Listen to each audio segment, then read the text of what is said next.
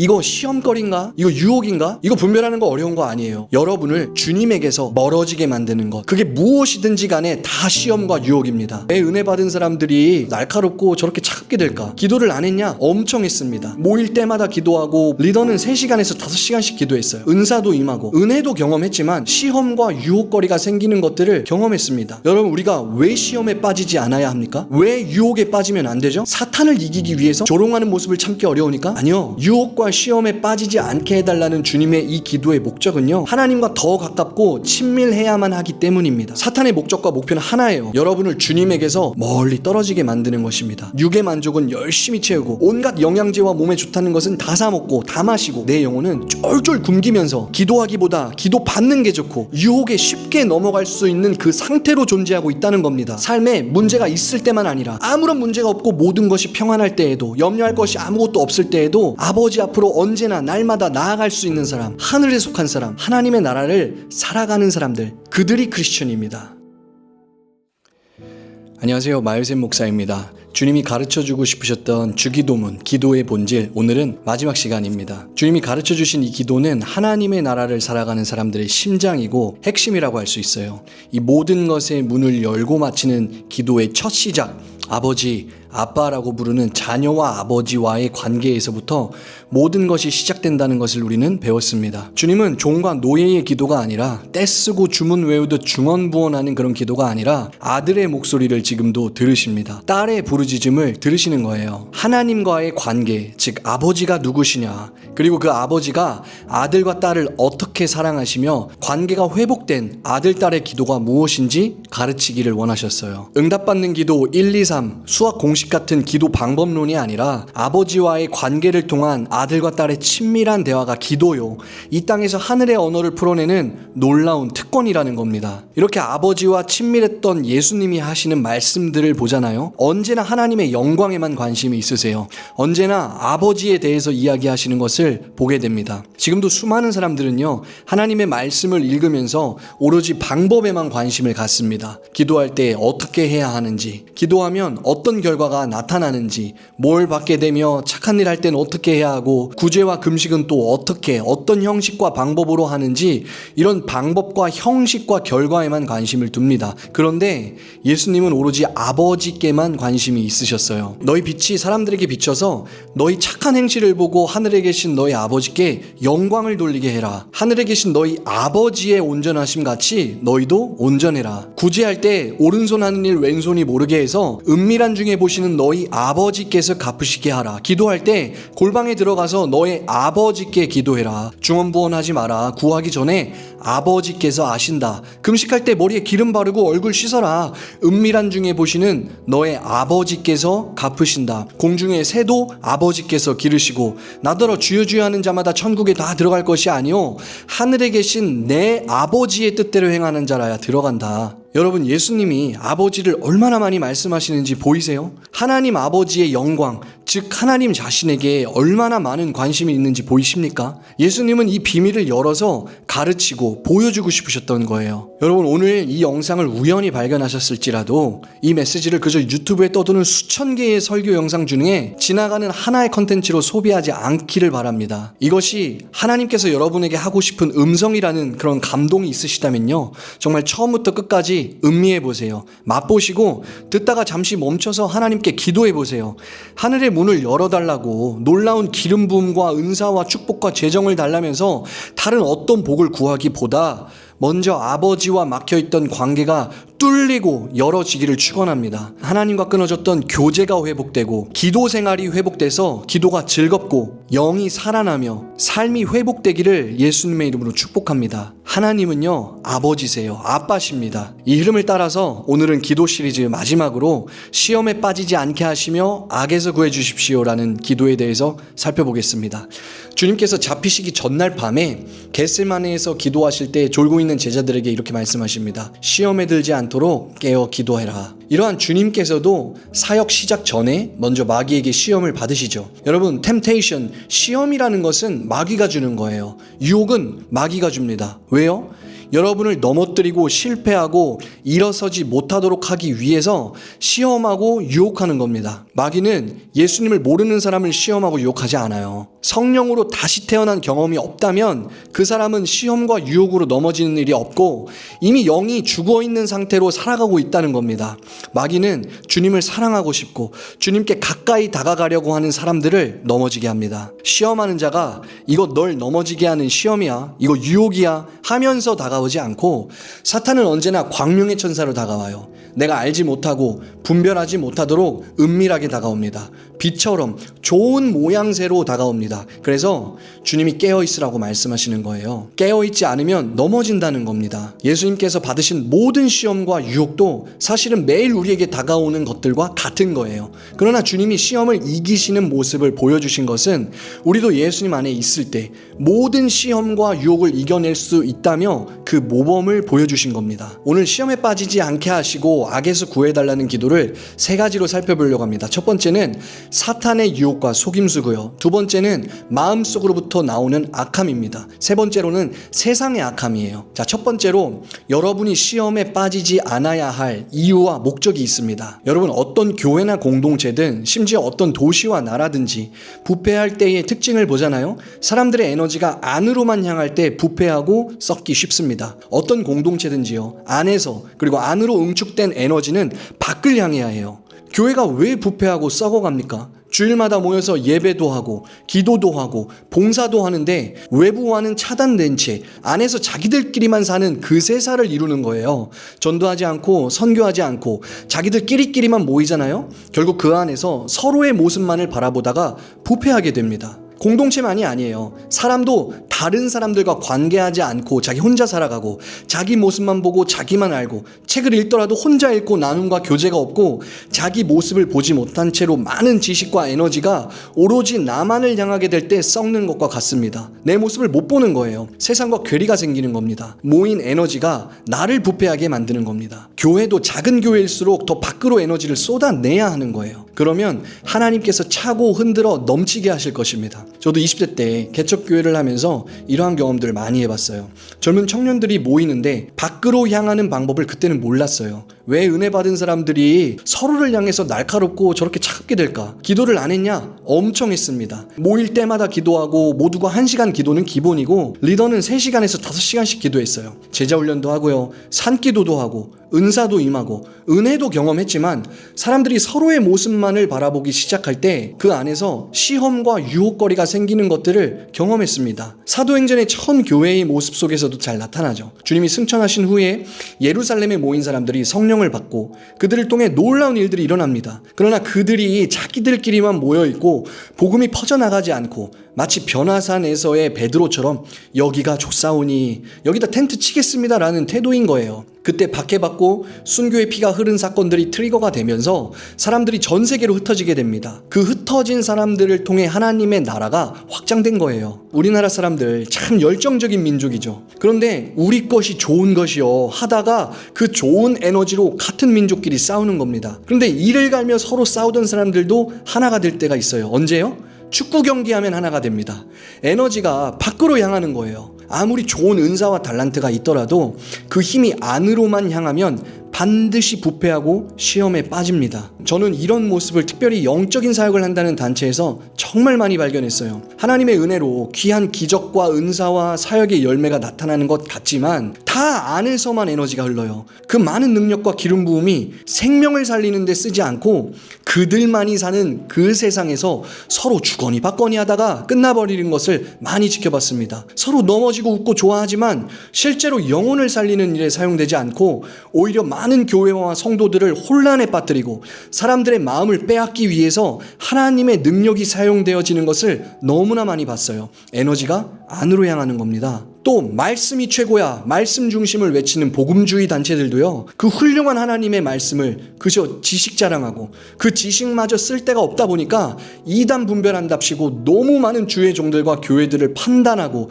정죄하면서 결국에 자기들이 싸우는 대상을 점점 닮아가는 것도 지켜봤습니다. 에너지가 안으로 향하는 거예요. 그런데 이런 모습들을 하나님도 보고 계시지만 더러운 원수 마귀도 보고 있으면서 웃고 있습니다. 이런 모습을 보면서 여전히 조롱하고 시험하고 유혹거리를 주면서 사탄이 좋아하는 모습을 상상해 보세요. 여러분 참을 수 있습니까? 참기 어렵죠. 이런 모습들을 알게 된다고 해서 어떤 사람들은 영적 전쟁을 선포하고 어떤 사람들은 연합을 이야기하고 어떤 사람들은 금식과 기도와 말씀을 이야기할 수 있지만 그런다고 해결되지 않아요. 여기에서도 원수의 속임이 있습니다. 여러분 우리가 왜 시험에 빠지지 않아야 합니까? 왜 유혹에 빠지면 안 되죠? 사탄을 이기기 위해서 조롱하는 모습을 참기 어려우니까? 아니요. 우리가 유혹과 시험에 빠지지 않게 해달라는 주님의 이 기도의 목적은요, 하나님을 더욱 사랑하고 하나님과 더 가깝고 친밀해야만 하기 때문입니다. 시험을 이기고 유혹을 이기는 것 자체가 우리의 목적이 될 수가 없어요. 우리의 가장 궁극적이고 영광스러운 목적은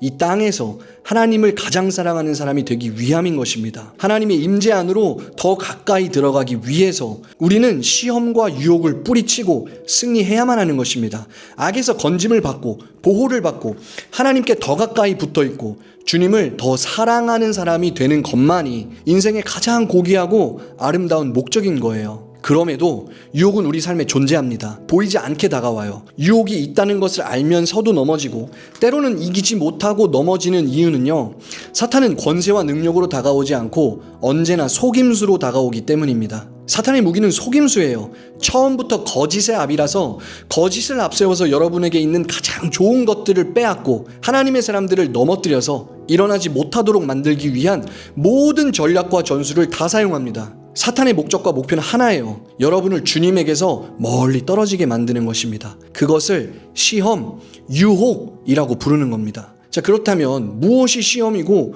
무엇이 유혹인가? 여러분 분별 어렵게 생각하지 마세요. 이거 시험거리인가? 이거 유혹인가? 이거 분별하는 거 어려운 거 아니에요. 여러분을 주님에게서 멀어지게 만드는 것, 그게 무엇이든지 간에 다 시험과 유혹입니다. 주님께서 여러분의 마음에 빛을 비춰주시기를 축복합니다. 낮이든 밤이든 일을 하시다가 혹시라도 이 말씀이 생각나잖아요. 잠시 멈춰서 고민해보세요. 생각해보세요. 나를 주님에게서 멀리 떨어지게 만드는 것이 무엇일까? 그게 바로 시험과 유혹입니다. 두 번째로 유혹에 빠지지 않게 하시고 악에서 구해달라는 이 기도는요, 사탄으로부터만 구해달라는 기도가 아니에요. 여러분이 상상할 수 있고 실제로 존재하는 모든 종류의 악으로부터 구해달라는 기도입니다. 더러운 마귀의 일들은 당연히 포함되고요, 마음속에서 나오는 악까지 말씀하시는 것입니다. 또 악이라는 것이 거룩해 보이는 빛의 옷을 입기도 해요. 예를 들어 볼까요? 우리는 겸손해 보이기 위해서 스스로의 눈빛과 얼굴과 옷을 바꾸고 겸손한 척을 할 수 있습니다. 그런데 겉에서는 멀끔하지만 사실 그 속에서 생각하는 것이 다른 사람을 속이기 위함이고, 잠시 그 순간만 잘 보이고 사람의 마음을 빼앗거나 조종하기 위해서 가짜로 겸손의 옷을 입는 경우가 많이 있다는 것입니다. 특히나 우리나라 문화에서는 더 그렇죠. 사과 한 개, 귤 하나라도 겉포장이 좋아야 하는 거예요. 애들 먹는 초콜릿 한 개라도 다 포장되어 있어야 깔끔한 거예요. 사람들은 그걸 구매합니다. 유지할 능력은 없는데 비즈니스라는 이유로, 대우가 달라진다는 이유로 차를 바꿔요. 돈은 없고 무시당하기 싫으니까 명품을 사 입고, 명품 살 돈까지도 안 되니까 가짜 럭셔리, 짝퉁 차려입는 사람들이 실제로 많습니다. 알맹이보다 겉을 중요시하는 문화가 우리에게 있다는 거예요. 그러나 겉은 겸손의 옷인데 속에는 다른 것을 품고 있다는 거, 이거 누가 제일 싫어하는 거예요?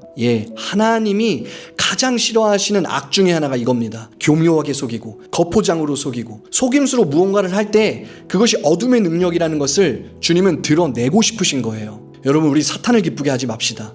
사탄에게 조금도 관심을 주지 말고 우리 하나님께만 관심과 사랑과 전부를 드리는 저와 여러분이 되기를 예수님의 이름으로 축원합니다. 주님은 이미 사탄을 심판하셨고 마지막 날에 완전히 심판하실 것입니다. 유혹과 시험, 우리를 주님에게로부터 멀어지게 하는 악은요, 멀리 있지 않아요. 그것은 오늘 우리 앞에 놓여 있습니다. 그래서 유혹이라는 것은요, 크게 두 가지가 있습니다. 하나는 세상을 사랑하는 거예요. 마태복음 6장에서 주님은 세상 사랑하는 문제를 먼저 다루십니다. 그리고 25절부터 읽어보면 생활의 문제, 근심과 걱정, 염려의 문제를 다루십니다. 먼저 세상 사랑하는 문제를 말씀하세요. 보물을 땅에 쌓아두지 마라. 하늘에 쌓아둬라. 너의 보물 있는 곳에 너의 마음이 있다. 두 주인 섬기지 마라. 목숨을 위해서 뭐 먹을까, 뭐 마실까, 뭐 입을까, 이런 거 염려하지 말고 이방인처럼 기도하지 마라. 하늘 아버지가 너희에게 있어야 할 것을 무엇인지 다 아신다. 그러므로 너희는 먼저 그의 나라와 그의 의를 구하라. 그리하면 이 모든 것을 너희에게 더하실 것이다. 주님은 우리 삶의 매 하루마다, 매 순간마다 유혹이 멀리 있지 않고 가까이에 있다는 거예요. 그러니 주님은 경고하시고 또 경고하시는 겁니다. 그래서 첫 번째로 가장 큰 유혹은요, 세상을 사랑하는 거라고 말씀하십니다. 여러분, 귀신 본 적 있으세요? 영적인 존재죠. 저는 많이 봤는데 귀신이 우리가 생각하는 흰 소복에 긴 머리 늘어뜨리고 그렇게 나타나지 않아요. 뭐 할머니 귀신, 할아버지 귀신이 아니라 영적 존재는 영적 실체가 있습니다. 죽은 사람이 구천을 떠도는 게 아니에요. 예, 귀신이 있어요. 그런데 영의 눈으로만 볼 수 있습니다. 귀신은 마귀의 졸개예요. 그런데 가장 큰 시험거리는 눈앞에 이러한 어둠의 존재, 귀신 같은 졸개들이 나타나는 게 아니에요. 사실 눈앞에 어둠의 실체가 나타나더라도 주님을 믿는 자들에게 걔네들이 뭘 할 수 있는 것이 없습니다. 이것들은 그저 공포를 심어주고 두려움을 가져다주는 것인데, 얘네들의 궁극적인 목표가 뭐라고 했죠? 여러분을 하나님으로부터 멀리 떨어지게 하는 겁니다. 그런데 얘네들이 실제로 눈앞에 나타나는 경우는 거의 없어요. 혹시라도 영분별의 은사가 있으시거나 주님이 특별한 때에 어떤 승리를 위해서 그 순간 허락하시는 경우를 제외하고는요, 지들 맘대로 막 나타나고 사라지지 않아요. 또한 실제로 그렇게 나타났다면 여러분은 이미 승리한 겁니다. 내가 뭘 봤다 안 봤다 하라는 게 아니라 이런 영적 전쟁에서 이기라고 드러내시는 경우입니다. 그러나 인생을 살아가면서 대부분의 싸움, 매일 눈앞에 가장 가까이에 있는 큰 유혹과 시험이 뭐예요? 귀신이 아니에요. 세상을 사랑하는 겁니다. 사람이 세상을 사랑하게 되는 것이 가장 큰 유혹이에요. 단순히 돈 되게 하는 게 아닙니다. 주님이 보물을 땅에 쌓아두지 마라 이렇게 말씀하신 것은 돈과 물질만을 이야기하지 않고 돈을 포함한 모든 것에 대한 우리의 태도를 말씀하시는 것입니다. 마치 주님이 우리에게 너는 돈에 대해서 어떤 태도를 가지고 있니? 네가 가지고 있는 소유와 모든 것에 대해서 어떤 마음과 태도를 가지고 있고 그것을 대하는 너의 자세가 무엇이냐? 네가 돈의 주인이냐? 아니면 내가 주인이냐? 너의 통장 잔고에 있는 그 돈과 너의 소유가 누구의 것이냐? 라고 물어보시는 것입니다. 우리 삶에 필요한 모든 물질에 대한 태도, 그리고 그에 따라오는 라이프 스타일, 이것을 말하는 거예요. 실제로 많은 사람들은 오직 세상에서 오는 것으로 만족하고 살아갑니다. 제가 지난 메시지에서 일용할 양식을 구하는 기도를 통해 우리의 만족과 행복을 입과 육체에서만 찾지 말고 진짜 내 영혼을 만족시키는 예수님을 먹고 마시라는 것에 대해서 나눴습니다. 이스라엘이 아침마다 하늘에서 떨어진 만나를 먹었던 것처럼 우리들이 매일 먹어야 하는 만나, 즉 예수님과 함께 살아가는 실제적 삶이 있어야 한다는 것이죠. 그런데 어떤 사람은 이것의 우선순위가 바뀌어서 육의 만족은 열심히 채우고 온갖 영양제와 몸에 좋다는 것은 다 사 먹고 다 마시고 건강을 위해서 운동도 하고 스트레스도 풀어야 하니까 여행도 하고 멋도 있어야 하니까 새 옷과 새 신발을 사 입고 또 사람 만날 때 머리도 멋지게 하고 다녀요. 그런데 정작 내 영혼은 쫄쫄 굶기면서 하나님 앞으로 나아가서 하나님의 음성을 듣고 있지 않다면 기도하기보다 기도 받는 게 좋고 말씀을 읽기보단 유튜브 영상 보는 게 좋고 그 안에서만 즐거움을 찾고 있다면 이 사람의 태도와 라이프 스타일은 유혹에 쉽게 넘어갈 수 있는 그 상태로 존재하고 있다는 겁니다. 여러분, 우리가 오랜 신앙생활을 했는데 다시 젖먹이 신자로 돌아가면 안 되는 거예요. 성장하고 자라나서 어제보다 오늘 주님을 더 사랑하고 주님의 말씀대로 작지만 순종하면서 하나님의 뜻과 지혜를 구하면서 축복 속에서 걸어가야 하는 것입니다. 영의 부드러움과 예민함을 유지하기 위해서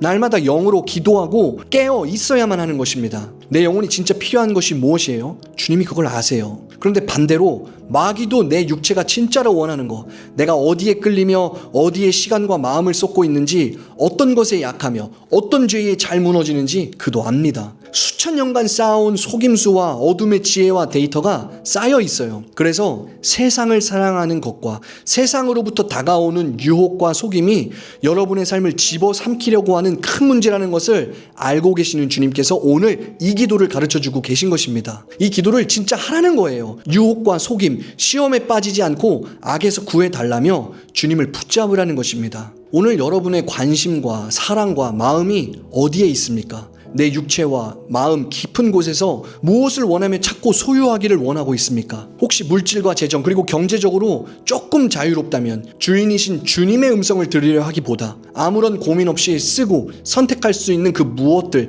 그것 때문에 내 삶이 흡수당하고 시간을 잊어버리고 지배당하게 하는 것, 주님과 멀어지게 하는 것, 하나님은요, 그것이 세상을 사랑하는 것이며 위험하다고 경고하시는 것입니다. 그래서 주님은요, 기도를 가르치시면서 말씀하십니다. 너의 보물이 무엇이냐? 너의 소유물과 입과 마음과 영혼을 만족하게 하는 것이 무엇이냐? 혹시 아직도 세상에서 오는 것으로만 만족함을 얻고 있니? 그것이 너에게 유혹과 시험거리가 되고 악에 빠지게 만드는 것인데도, 나와 더 멀어지고 거리를 두게 만드는 것인데도 그걸 뿌리치기가 어렵니? 사랑하는 아들아, 딸아, 보물을 땅에 쌓아두지 마라. 보물에 너의 온 마음을 빼앗기지 말고 지배당하지 마라.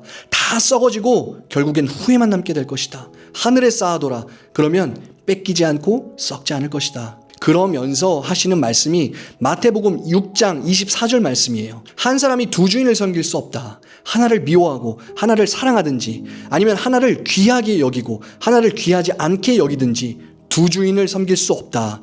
이것을 한마디로 정리하잖아요. 로드십의 문제입니다. 누가 주인이냐는 겁니다. 여러분, 크리스천이 누굽니까? 하나님이 롤드, 주인, 왕이라고 고백하면서 이 땅에서 하늘의 삶을 살아가는 사람들입니다. 예수님을 영접할 때 예수님만이 나의 왕이요 주인이라고 고백하는 그 순간부터 내 모든 권리를 포기한 사람들이에요. 삶에 문제가 있을 때만 아니라 아무런 문제가 없고 모든 것이 평안할 때에도, 염려할 것이 아무것도 없을 때에도 아버지 앞으로 언제나 날마다 나아갈 수 있는 사람, 하늘에 속한 사람, 하나님의 나라를 살아가는 사람들, 그들이 크리스천입니다. 오늘 여러분의 보물, 시험과 유혹거리, 내 마음과 관심을 빼앗고 흡수하고 몰두하게 만드는 것이 무엇입니까? 주님은 시험에 들지 않게 기도하라고 말씀하세요. 예배가 끝나는 그 순간부터, 한 주를 시작하는 그 순간부터, 가정에 돌아온 그 순간에도 어둠의 유혹과 시험이 멀리서 문 두드리면서 찾아오지 않고 가까이에 서 있습니다. 돈과 물질이 우리의 보물 되지 않기를